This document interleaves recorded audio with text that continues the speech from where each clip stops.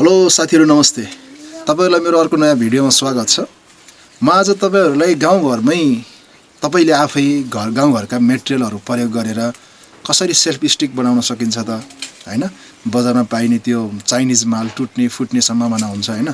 तर तपाईले घरमै एकदम बलियो पानी आगोले चाहिँ गर्न सक्छ, तर पानी हावाहुरी कसैले पनि केही गर्न नसक्ने एकदम बलियो खालको सेल्फ स्टिक हैन।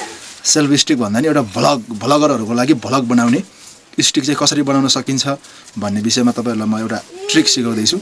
कृपया यो भिडियो अन्त्यसम्म हेर्नु होला। त्यसको लागि तपाईले सर्वप्रथम यस्तो खालको यो पानीको पाइप लिन सक्नुहुन्छ। पानीको पाइप अलि ठुलो खालको, र यो पाइप लिइसकेपछि अब ठिक्क भ्लग बनाउने खालको ठिक्क नापेर ल्याउनु होला।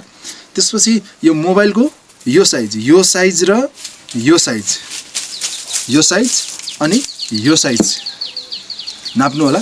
नापिसकेपछि यो टाइपले मैले अलरेडी खोलिसकेको छु हैन। मैले यो टाइपले खोल्नु होला, र यो टाइपले खोल्नको लागि तपाईले घरमा पन्यु हुन्छ, त्यो पन्यु तताएर यसरी खोल्न सक्नुहुन्छ। यसरी खोल्न सक्नुहुन्छ, र पछि यो रेडी भइसकेपछि मोबाइल स्क्रैच हुन सक्छ, त्यसर्थ यो धार मार्दिनु होला। र त्यसपछि तपाईले यो मोबाइल टक्क यसरी हालेपछि लगाइछ हेर्नुस्। ल हेर्नुस्, सेल्फ स्टिक भएन त, केही गर्यो बलियो, केही हुँदैन। हामीले बजारको त्यो चाइनिज मालहरु किन किन्ने, टुट्छ फुट्छ, पैसा खर्च किन गर्ने। एकैछिन 15-20 मिनेटको मेहनत गर्नुस्, एउटा राम्रो सेल्फ स्टिक बनाउनुस् र एकदम खतरनाक भ्लगर बन्नुस्। तपाईहरुलाई शुभकामना छ।